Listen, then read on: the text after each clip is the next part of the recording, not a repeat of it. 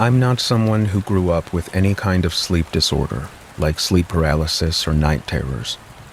I've always been a very heavy sleeper, which is why this was such a shock to me. We all have the occasional nightmare. I used to think of nightmares as free 3D immersive horror movies. In a weird way, I sometimes enjoyed the thrill of waking up after a nightmare. At the time, I was living with my roommate Patricia, who I called Trish. We had very different work schedules, so we didn't see much of each other during the week. This happened in July. I remember because it was so hot that I had the window AC unit blasting every night, which provided white noise that helped me sleep better. It was during one of those nights that I had the first nightmare, a few days after my ex and I had broken up. Life wasn't exactly great at the time. I don't remember much of the dream, but the part that sticks with me was being in a room full of my family, all silently sitting around a dinner table. Across from me, standing on the other side of the table, was what I can only describe as a creature. It looked like some kind of alien, with horns and claws. It was terrifying, like what you'd imagine a sleep paralysis demon could look like, except I was still fully asleep and dreaming. The next thing I knew, the creature was standing right next to me, staring down. I panicked and started running in my dream until I was in my bedroom. That's the last thing I remember before waking up. My room was pitch black, and the AC was humming on full blast. My heart was racing from the nightmare, and I sat there for a moment thinking how creepy that dream was. Then I lied back down and fell asleep again. The following night, I woke up in the middle of the night to find my bedroom door wide open. My immediate thought was that Trish had opened it to check if I was home. I got up, shut the door, and went back to sleep pretty quickly. The next day, I texted Trish asking if she had come into my room the previous night. She said she hadn't.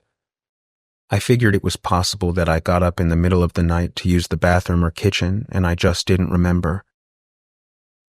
Then, the next night, I had another nightmare. That same demon-like creature from the previous dream appeared again. Instead of being with my family, though, I was in a dark, empty, square room with this creature. It kept getting closer and closer to me. It didn't move its limbs to walk. It just kept appearing closer until it was on top of me, and I couldn't move. The creature took a claw and scratched my thigh. I could feel the pain, and then nothing. I don't think I woke up right after that.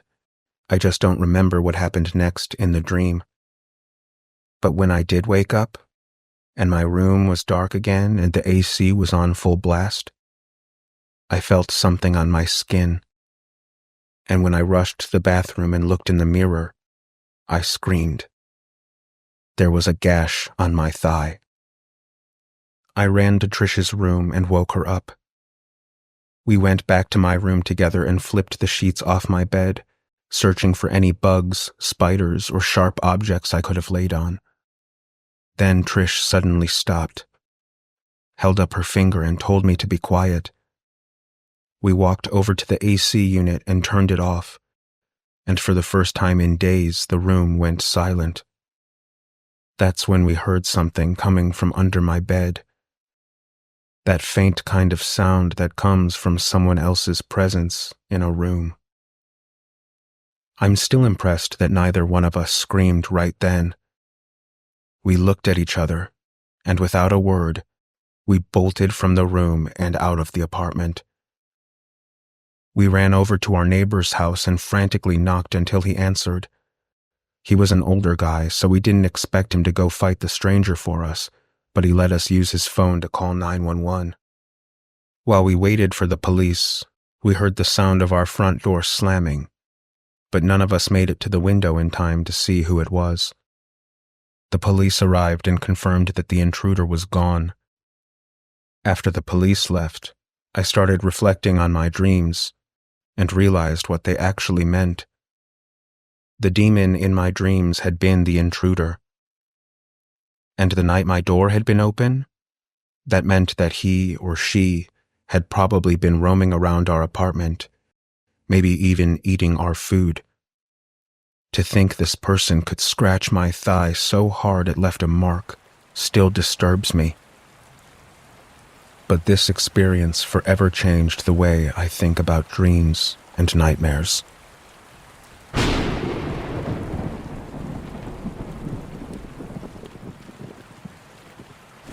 One night, when I was 6 years old, I awoke to find my mother standing over my bed, staring down at me with a creepy smile on her face. There was something wrong.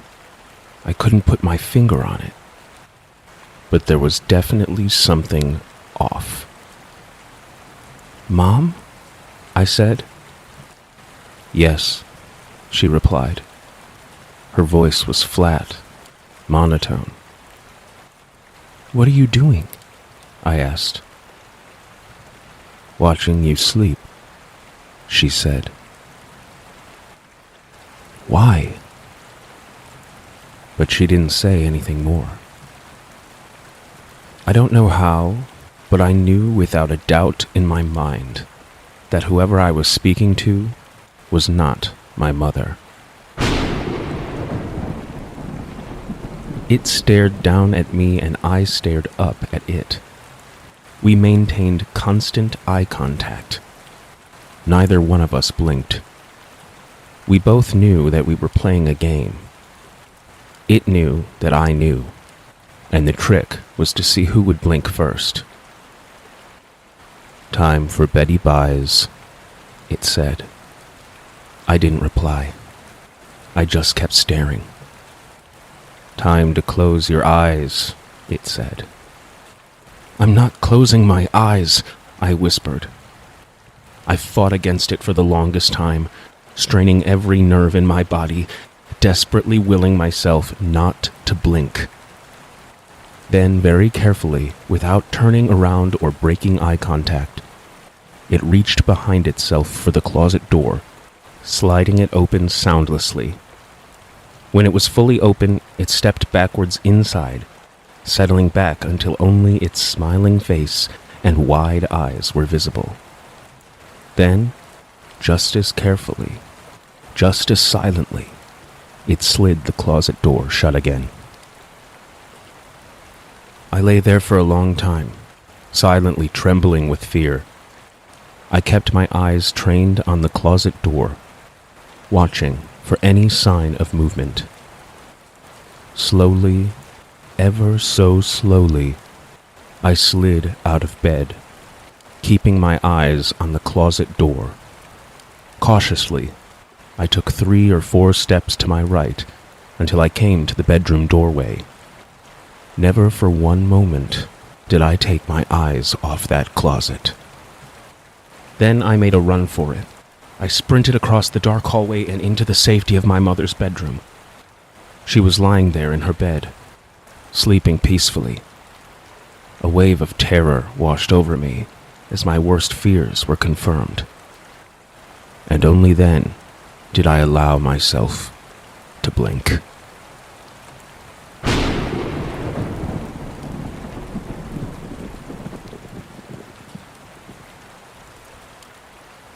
What I'm about to tell you is the reason why my parents moved out of a house that's been in our family for 3 generations. I've struggled with depression for most of my life. It's always been hard for me to shake the feeling of being useless. I'm doing better now, but when I was a kid, it was much worse. Because of that, I spent a lot of time alone in my room. Our house was nestled in a very woodsy area, with trees on 3 sides of it and a forest separating us from any neighbors. My room was pretty big for a bedroom, located in the back corner of the house. The windows on two of the walls faced the woods.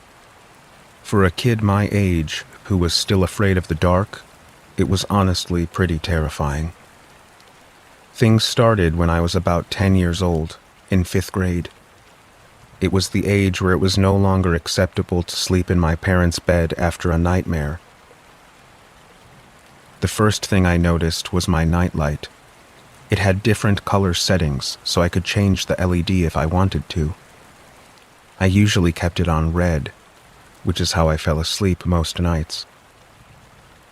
One night, I woke up randomly in the middle of the night, and I noticed that the nightlight had turned blue. But I fell back to sleep almost immediately, and didn't think anything of it at the time.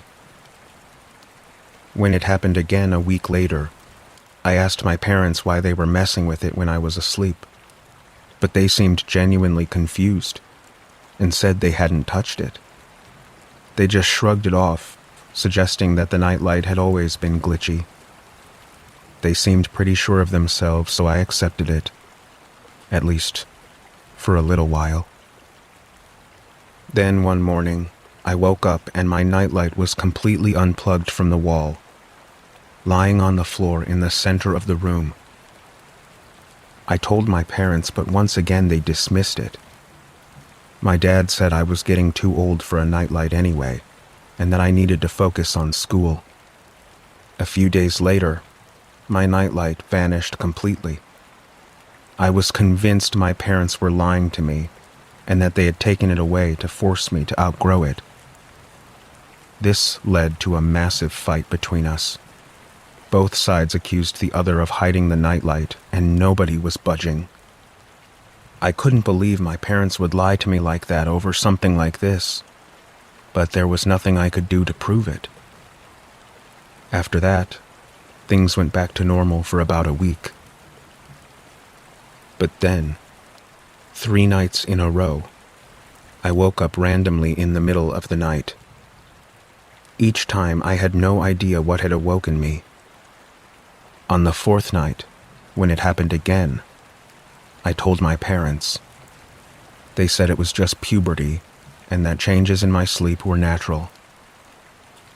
So the next time it happened, I forced myself to stay awake instead of falling back asleep. And a few minutes after I woke up, I heard faint rustling noises coming from my closet. I told my parents in the morning, but they didn't believe me. The next 4 days were the most traumatizing nights of my life. Every night, I woke up to rustling sounds coming from the closet. It was torture. I couldn't take it anymore, and I begged my parents to believe me. My furious father dragged me to the closet to prove to me that there was nothing there. He started throwing toys around my room, clearing out the closet bit by bit, yelling at me the entire time, until he pulled a poster off the wall. Behind the poster was a massive hole in the wall. My mother started screaming, and my dad pulled out a flashlight. The hole was so deep that we couldn't see where it led. Panicked, my dad ran outside to look at the exterior of the house. He found a tiny hole in the dirt at the base of the house, and after a little digging, he discovered that it was more than just a divot. It was a passageway that led from the woods directly to my room. That night, we stayed at my aunt's house, and we moved out shortly after that. I don't like thinking about this experience, but I know I'll have to face it eventually. My parents still refuse to talk about it, and I think it's because they feel guilty for not taking me seriously. It's terrifying to think that there was a stranger in my room every night for a month. I have no idea what they wanted, and I'm sure I'll never know. But if your kids come to you with something that sounds off, it's best that you believe them.